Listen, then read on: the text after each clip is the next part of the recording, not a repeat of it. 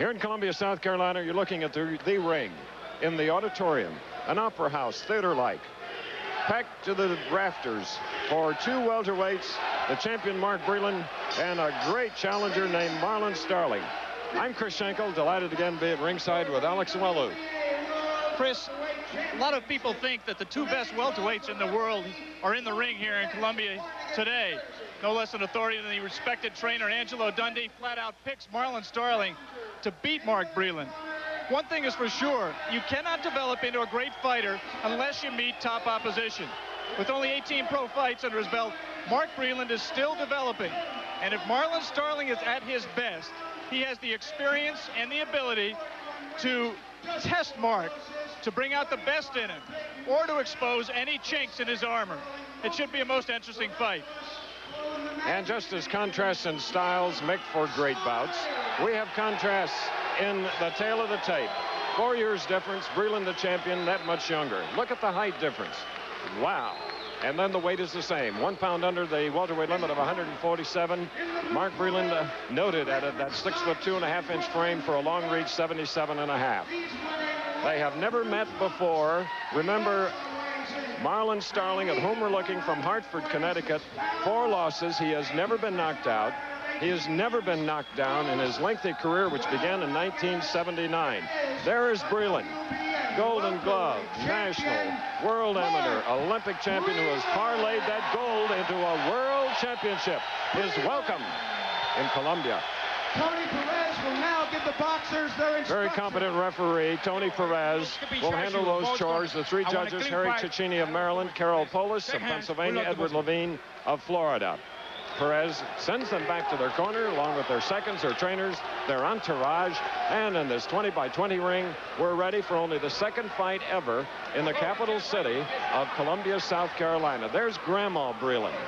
That's right, watching her grandson in his 19th professional fight. Here we go. Starling told us he was going to be very aggressive, try to keep Mark Breland off balance, not let him get set, not let him get into his rhythm. Mark said he was going to try to work everything off the jab that he's been developing. There you see it there. Don't forget that when Mark won the title in February, he broke his left hand, and it required surgery. Since then, he's had only one fight, a 10-round non-title fight over a mediocre opponent last month. He didn't baby the left in that fight, Chris, and he said there was no pain or swelling. It would be interesting to see if he throws it with power against Marlon Starling. Starling with those 8-ounce gloves up alongside his face.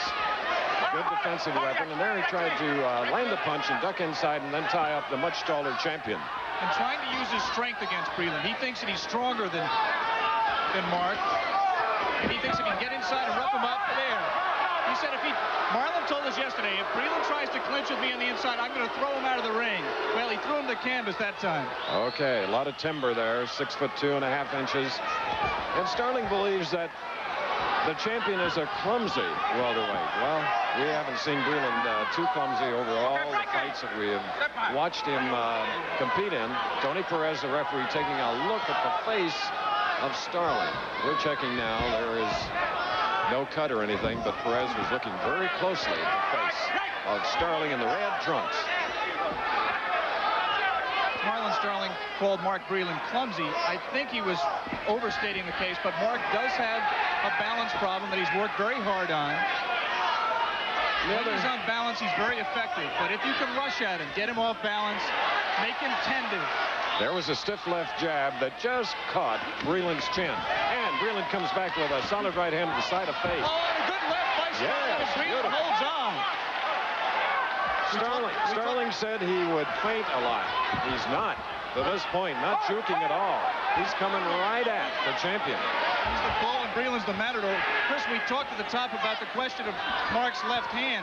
There are other questions about Mark which may be answered in this fight, namely his chin and his stamina. He's only been 10 rounds twice, and he's never been past 10. Starling's already proven his staying power. As you said, he's never been down as a pro. And he's fought Donald Curry 2 times. Once shot at the title and lost in a 15-round decision. Good uppercut by Mark on the inside there, Chris. Mark is just, not that he's cautious, he's being patient. This is the first round, if you just joined us, about The 10 seconds till the bell. Scheduled for 15. 10-point must. 3 judges. The referee does not do the scoring. They'll get a rest in about 3 seconds. All right, hold it. Breland of his 147-pound world championship title. All right, he's on the left in the blue trunks. A probing round for Mark. More aggression coming from the challenger, the #1 contender in all organizations, Marlon Starling, in the red trunks. Very veteran, tough opponent. You just saw Marlon do what you talked about in the first. Oh! Mark almost walked into that right hand. It just missed. Marlon was trying some of that juking, some of that feinting that he hopes will get Mark Breland off balance. Mark didn't take any of the feints. He did, however, leave himself open when he came in, and Starling countered well. Either throw the punch coming in or keep the duke up, the left hand. He dropped it, which is one of his habits. He'll drop his hands about waist high from time to time. You're talking about Mark Breland. Breland. Yeah. Mark is not in trouble, Chris, I don't think, from leads. He gets in trouble after he punches. He leaves himself open. He has to concentrate on jabbing and moving out of, not just jabbing, punching and then moving out of range. He has a punishing jab, Breland. It's not only long, but it's stinging, and it'll keep a fighter off balance. He's going to have to use it a lot against Marlon Starling. Oh, 1-2. Exactly. That jab can be a good defensive weapon as well, Chris. Keep his man worried about it and not throwing his punches. Breland out from his arsenal. A right-hand lead that caught Starling. We're in the second round. Remember, Starling has never been down. Oh, a hook to the body thrown by Starling. Okay, break. And there you go. You see Mark's left down by his waist.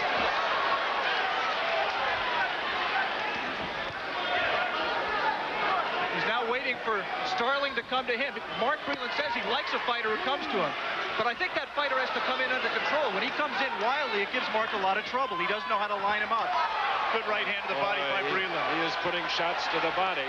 Another one to the opposite side by Breland. Shoving him off, showing he has strength too.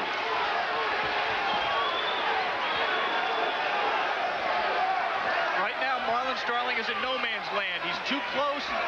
He's close enough to get hit, but not close enough to land his own punches. He has to lunge in with right hands like that Breland got out of the way of. Alex, he saw the opportunity with that left hand down, and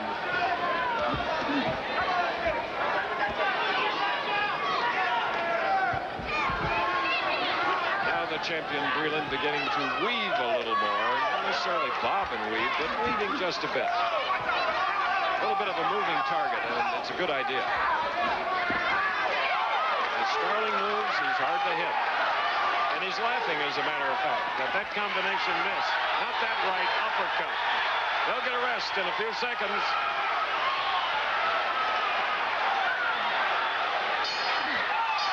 This is a world championship bout. Welterweight WBA, third round, scheduled for 15. The champion, Breland in blue, much taller. Marlon Starling throws him to the deck. One more time, and now gets out. Strong caution from the referee, Tony Perez. Second time in this bout. In the corner, Breland's Joey Ferriello, the trainer, told him not to go happy with the left-right combination. Double up on the jabs. Good right hand by Starling. Marlon is not a big puncher, but he's a strong, accurate, sharp puncher. And of course, Chris, anytime a potentially great fighter like Breland comes along, you want to see what happens when he gets cracked on the chin. Yes. Starling with 25 knockouts.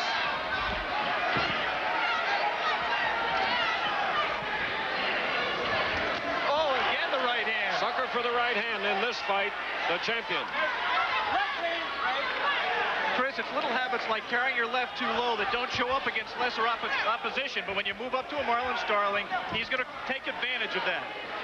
You saw Breland miss with a right uppercut. It's a punch that he wants to find the range for, because with a covering up opponent like Marlon Starling, it will work. See, that left is a defensive weapon as well as an offense. Breland in the past has either been tight or loose. We think he is in between. He's not as loose as we have seen him. Not as fluid. A lot of that has to do with the pressure that's being put on by Starling. Right there you saw Mark with 4 or 5 punches get Starling's respect. Yeah, but look at Starling pick off the punches. What a defense. That's below the belt. That one did not land, and he's laughing at Breland. Well, I wouldn't do that if I were Starling. You're right that he did pick off a lot of the punches. That's one of the problems with scoring a Starling fight. He carries those hands up there like earmuffs, and you really have to watch which ones are landing on Marlon Starling and which ones are landing on his gloves. But Mark Breland did get home with punches in that flurry and made Starling stop.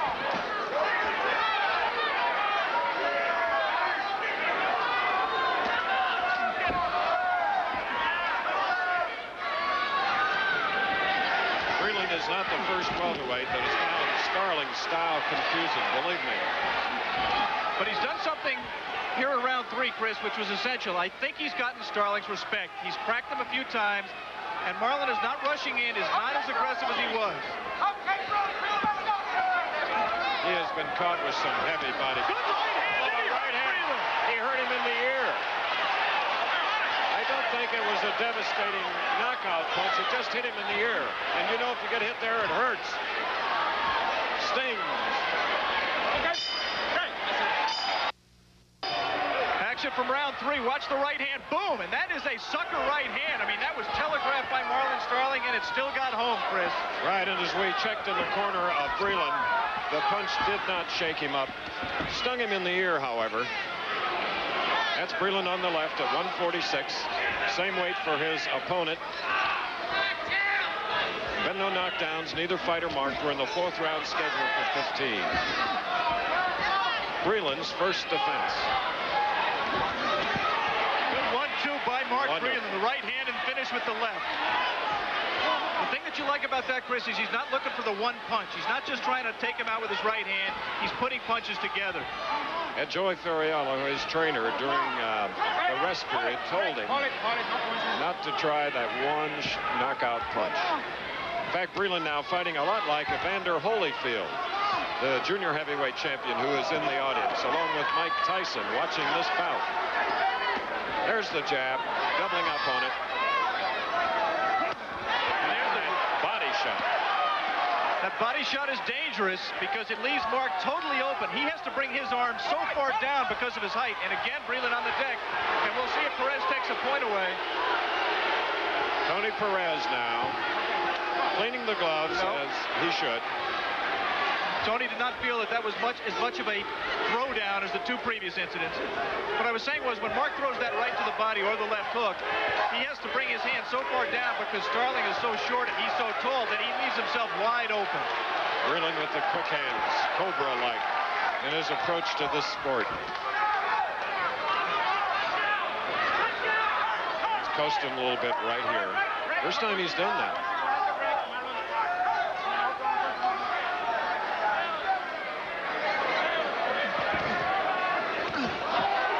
Punch. Yeah. Sneak.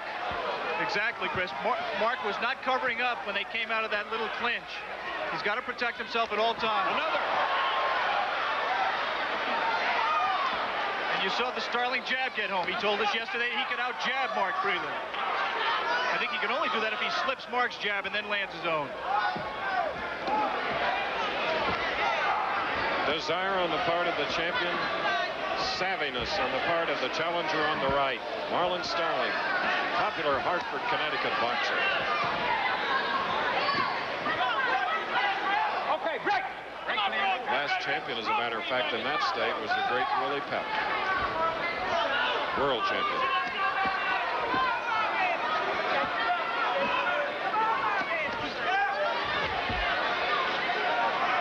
Saw Starling trying to cross that left jab with a missed right.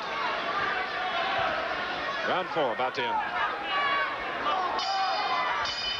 We've had no knockdowns. Neither fighter marked. Breland in the blue trunks, 6'2½".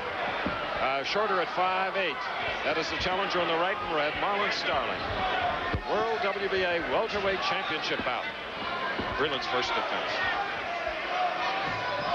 Breland has been wrestled to the canvas 3 times.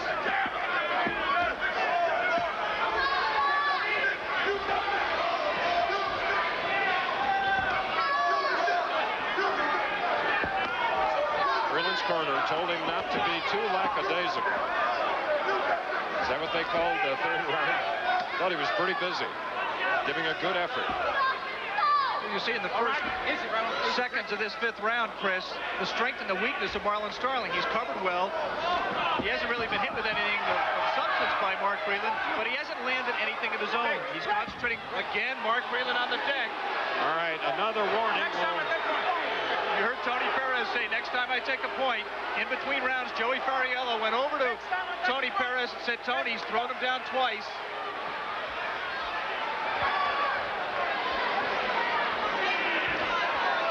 You see again, Marlon Starling covering well, but not landing his own punches.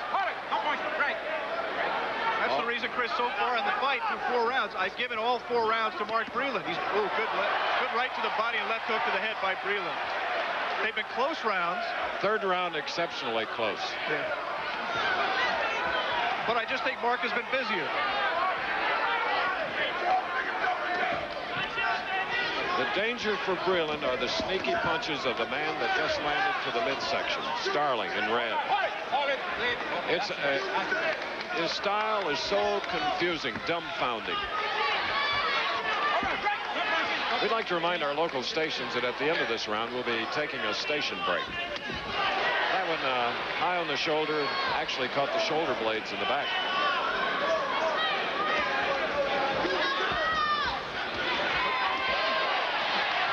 There was an uppercut just missed by Breland that would have ended it all. That uppercut is the weapon, I think, in this bout. Mark got the best of that exchange, but again, he did not cover at the end of it, and Starling scored the last punch of the exchange.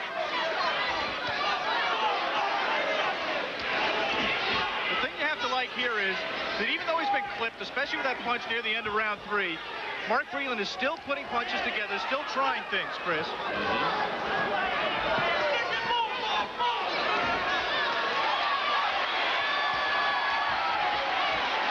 Great retaliation by Starling. ABC's Wide World of Sports featuring the WBA World Welterweight Championship. We'll continue after this word from our local stations. Low, let him grab him. This World Championship fight is going now to the 6th round, scheduled for 15. The champion Breland in blue on the left. Marlon Starling, 45 fights, 41 wins, 25 knockouts. The challenger and a very worthy contender. Man with a frustrating career. Breland trying to cover up as he bent over there, not from the effect of a punch. Tony Perez, the referee. 3 judges scoring a 10-point must, WBA rules. You talked about the patience required of Mark Breland because of the defensive skill of Marlon Starling, Chris. Right now he's being a little bit more patient, taking his time a little bit. Now Marlon's complaining, he's holding me. He also shouldered Marlon Starling there. Starling likes to be disruptive, whether it's moving, punching, talking to his opponent, or to the referee. Now, that's a difficult one to judge. I think very difficult. He's taking the point away. Gosh. That was very borderline, Chris. Breland with the long legs. Yeah, he had his elbow up in Mark's face. He was putting it on him, but Mark had been trying to put it on him too. That, I think, was one of the least offensive of his offenses in that. But when you box, defend yourself at all times. This is what I'm trying to get to. Breland is not the most graceful guy on his fins. Again, Starling complaining to Perez.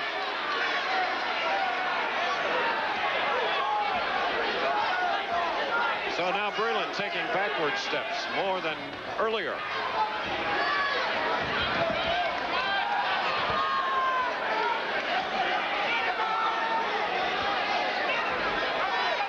Now he's up on the toes. He's been really totally set for heavy punches earlier. Let's see him move a little bit. Move, but keep himself on balance and in a position to punch, to set himself to let his punches go. If he's moving all the time, he just has no power. Do like his fellow medal winner, Holyfield, who's watching.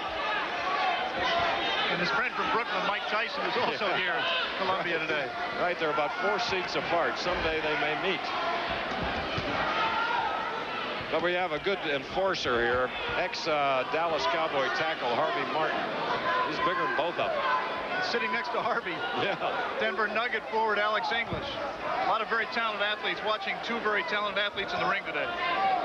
Again, Breland with the shoulder and the elbow. And there as he threw that lead right hand, he had his left hand down by his cup, and he got caught with a right hand by Starling. Like all of us, Breland does not like to get hit in the solar plexus. He'll get a rest in round 6, 4 seconds.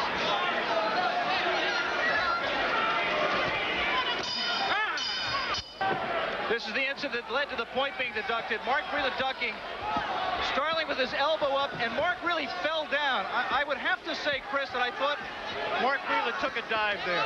And he was holding as Starling's trainer came out and told the referee, Georgie Cruz, said, after all, Breland is holding. Well, matter of opinions. That's what makes boxing and horse racing so interesting. Difference of opinions. And the great Travers Stakes coming up right here on Wide World of Sports later. Breland is the champion in blue. We're in the 7th round, scheduled for 15. Looking ahead, Breland has gone 10 rounds twice. The right hand by Starling over Breland's low left again. You're seeing Mark do something here that I've never seen him do before. It's that push right there with the shoulder. It's almost like a blocking drill. He's pushing with his arms, but also getting his shoulder into Marlon Starling. Trying to keep him outside.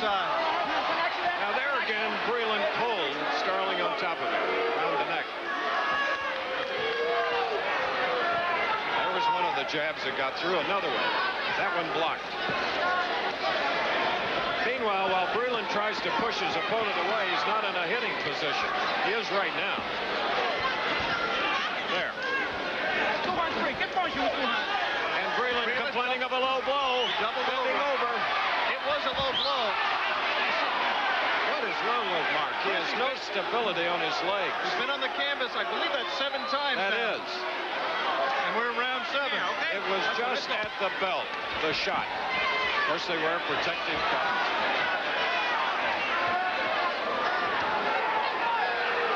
I thought the blow was definitely low. There was a very good left hand by Starling, 2 jabs by Breland. Another one. You have to concentrate very hard, as we said, on how many of those punches are getting home. There's Mike Tyson. Watching Mark Breland, 2 of the outstanding fighters in the world, coming from a couple of adjoining neighborhoods in Brooklyn, New York. This is as far south as Tyson has ever been. That's right, that was amazing. He's never been to Florida. His family's originally from Charlotte, North Carolina. Well, he's missed a lot by not going to Atlanta and my favorite city of New Orleans. Columbia's pleasant. Mapped out, charted out in 1785, and it was General William Tecumseh Sherman that came through here, destroyed the town, 1865. Boy, they've rebounded. Again, Breland with the blocking tactic. Not a lot of good, clean punches being landed, Chris. Neither fighter able to see. Marlon Starling. Either Breland is tired. I don't understand.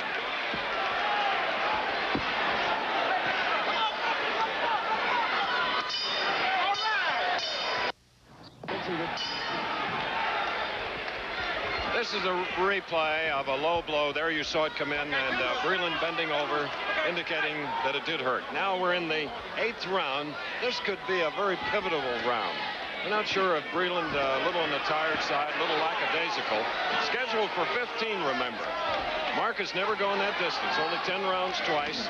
Starling has gone 10 or more 15 times. There is a shot. And there you see Marlon Starling come over to help him. Let's take a look at the low blow.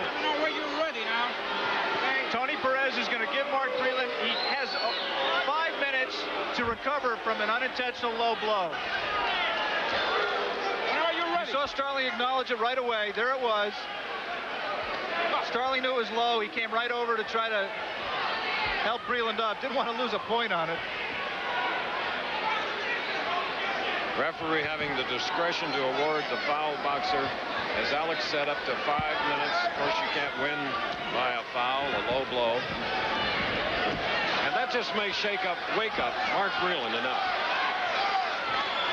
Oh, his jab is better. Yeah, he's not timid about using that left hand that was was injured on, Chris. The thing he hasn't been able to line up is that right hand. That right hand right down the pipe. He's been using it to the body, and again, he bends way down. The thing you're concerned about here in watching Mark Breland halfway through the fight is, does he have the physical strength? Right. You see there, he just flopped to the canvas. There was nothing there to put him down. He just flopped down. Very, very strange. We never question his courage. Only the willingness, I think. Perhaps a little lack of it here. Now, this is his first title defense. And he's come back to Columbia, South Carolina, where he fought a boy named Twining, and it lasted one round, or stopped in the first round. He wants to make a good showing, but he's fighting an unorthodox, menacing, troublesome contender in Marlon Starling in red. Look at him. Keep peppering away. He bores in. And Mark looks a little bit tired right here. Yes. Second wind. He hasn't gotten it. His legs are a little lethargic at this point. I think Mark Breland's a very mentally tough kid, a determined kid. But when he goes down, flopping down like that, every time Starling puts any strength on him, good punches by Breland. A right and a left, and Mark tried to spin him, and you saw that's good. Starling put his left out and not let himself be spun. All right, the bell coming up, ending round 8 in about 5 seconds.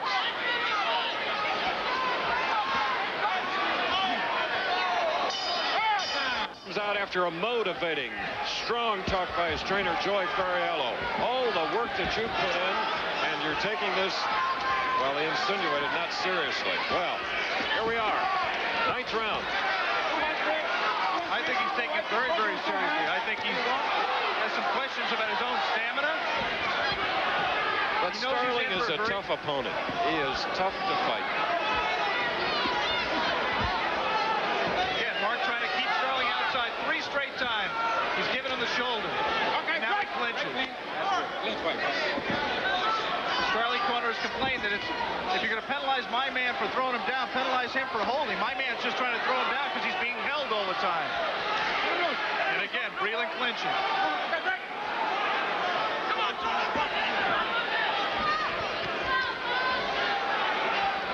Mark clinching again. Starling trying to fight and Breland trying to hang on. There's Joey Fariello in the lower right of your screen. Starling in red, little puffiness around both eyes now. But he just keeps throwing punches. The body punches are landing. But that left by Mark to the body left himself open, as we talked about earlier, to a right-hand counter, and he caught it right on the chops. And he looks tired. Mark Breland sucking for air right now. And Starling now beginning to show effects from the body punches. Hold it. Okay, good. Come on. You know, that's a tiring tactic, leaning on your opponent. Chris, Mark Breland right now is exhausted. He is exhausted. His mouth is good right hand by Breland. His best shot, and he didn't go down. His best right-hand shot, and Starling is standing. Joey Fariello sees that his man is tired. He's got the stool up with a minute left in the round. He's got that stool about 8 inches away from the ring, so he can get it out right away for Mark to sit down on. They'll get a rest in 50 seconds of round 9.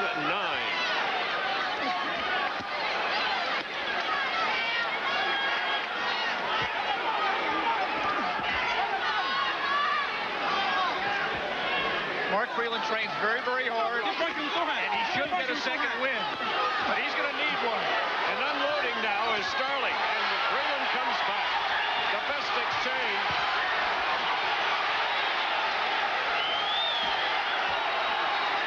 Starling's mouthpiece came out in that exchange, Chris. His mouth was a little bloody before, and it's in danger of getting a lot worse. Anger on the part of both welterweights.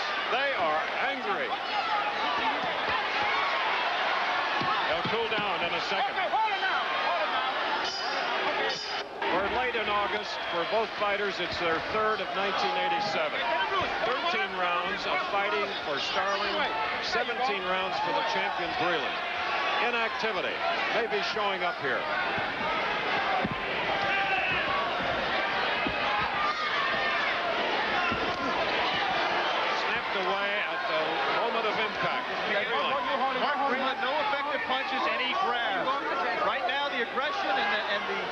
pacing of the fight is all coming from Marlon Starling.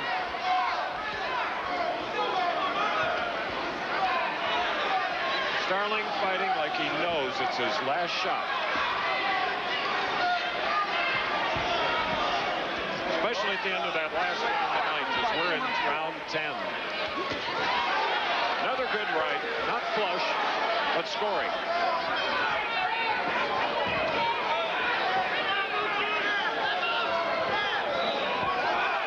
Mark Breland, the champion in blue, headhunting thus far in the 10th round.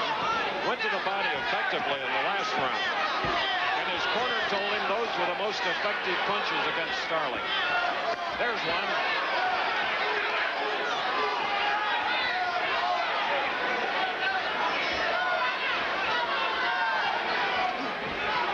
Mark was a little bit better here, Chris. And this time it's Starling that takes the dive a little bit. Breland pushing him to gamble. We've gone to halfway point of the 10th round here in Columbia, South Carolina.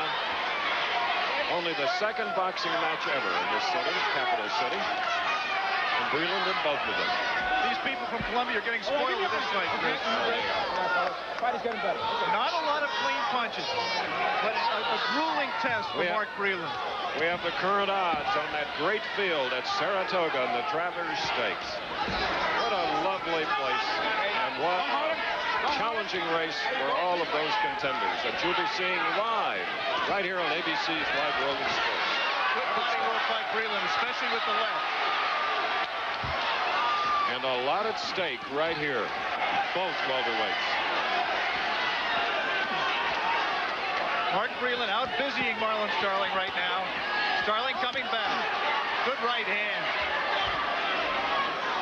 ABC's Wide World of Sports featuring this WBA World Welterweight Championship will continue after this commercial and a word from your local station.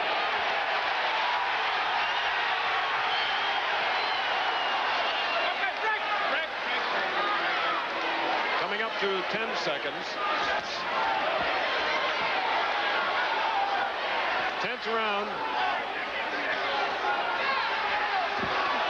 We'll be back after. Now, okay, come on.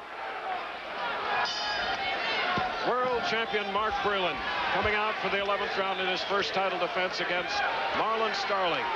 Confusing, tough challenger from Hartford, Connecticut. There have been spin downs, wrestling downs, but no knockdowns. Neither fighter cut at this point. Breland's corner, they feel that they have really hurt and tired Starling and begged Breland, their charge, to do it with a left and a right and get it over with. I don't think it's going to be quite that easy. Inspirational rather than just strategy. I think they're trying to pick Mark up. I think they're trying to tell him that he's hurting Marlon Starling more than I think he actually is. There's no question his punches have had some effect.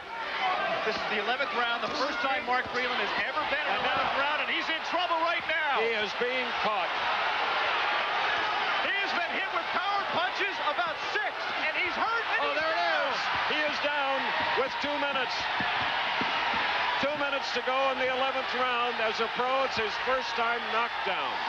And he's not going to make it. He has lost his championship. Starling wins it. After a minute and 10 seconds with the count, there's a guy that since 1979 has won the title, and he has gotten it. Marlon Starling, 28 years old. His brother Cody is over in his corner. His son Marlon Jr. is here. His mom is here. He is down on the deck now from the adulation of George Cruz, his trainer. Meanwhile, sitting on the stool, almost helpless, is Mark Breland, who won the title with a 7-round knockout in Atlantic City over Harold Albrecht in February. Chris, this crowd in Columbia, South Carolina is cheering the underdog Marlon Starling, who came in here. Everybody gave him a chance, but nobody, I don't think, really believed that he could do what he just did, which was to destroy Mark Breland with superior conditioning and coming on to the championship rounds after round 10. What a sensational performance. And it caught a tiring Mark Breland, who started to tire at about the 5th round. Marlon's trying to get through right now. Mark is totally conscious. He's tired. He's on his stool. Marlon's trying to get through the mob of people around Mark. He cannot get through. He's being pushed back. Well, he's still only going 10 rounds 3 times. The incoming at about 1:10 of the 11th round, with a flurry of combination punches from that 5'8" tiger from Hartford, Connecticut. And there you see the massage of the former champion. Watch now. There was really nothing to let us know, Chris, that this kind of an onslaught was going to be forthcoming from Marlon Starling. The right just missed, but it drove Breland back. He's trying to duck out of the way, but the uppercut caught him on the ropes. Breland with no defense, trying to hold on, not strong enough to do so. And on the judges' card, Breland way And ahead. that left hook was the punch that ended it, Chris. Yes. 97, 92, 96, 91, 99, 89.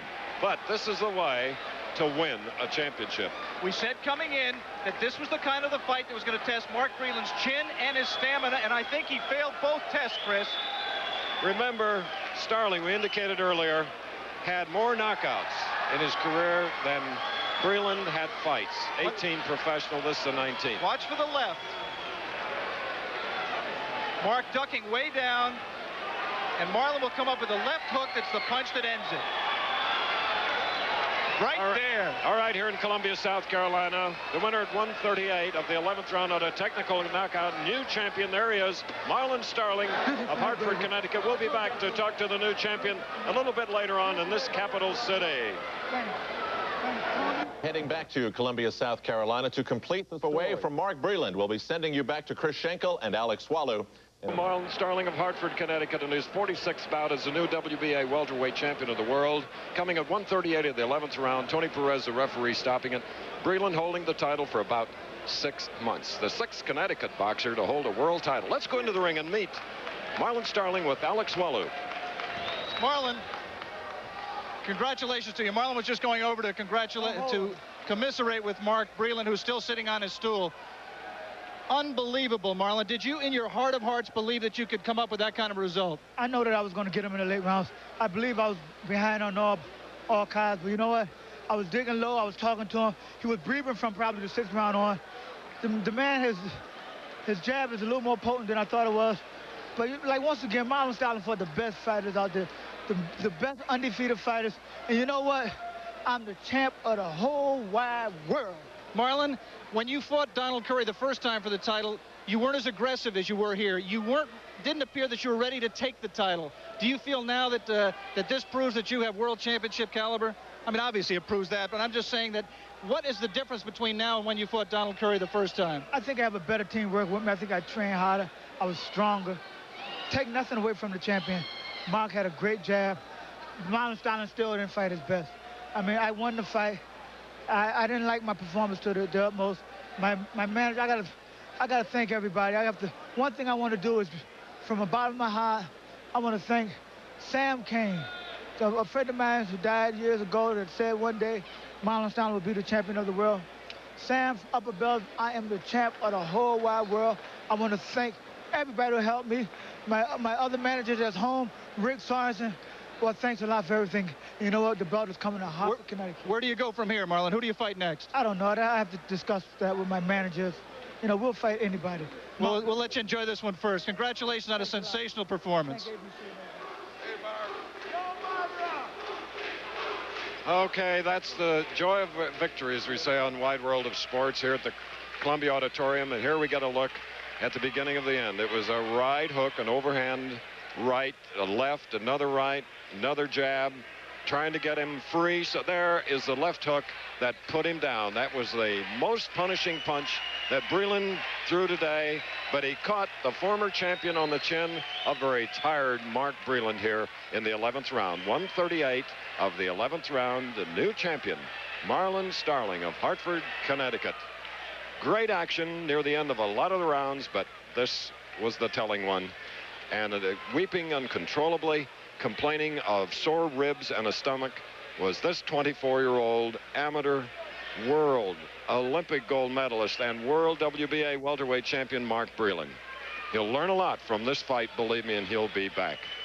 There's the champion, Marlon Starling. We'll come back, hopefully, with an interview with For about maybe 2-3 weeks in training. And in the fight, you know, I was getting hit there, and You know, it's no excuse because, you know, Marlon's a great fighter. He was in the fight. I thought I was winning the fight. Hit me with a left hook and I dipped to my left side and I felt the pain shoot up. So when I came back up, the right hand was coming. I believe that was the first time I pulled out in the fight. And then the punches started coming, so as I was dipping back and forth, I started feeling the pain even more. And it felt like it just started to swelling up. And I just cut my, shortened it off the breath.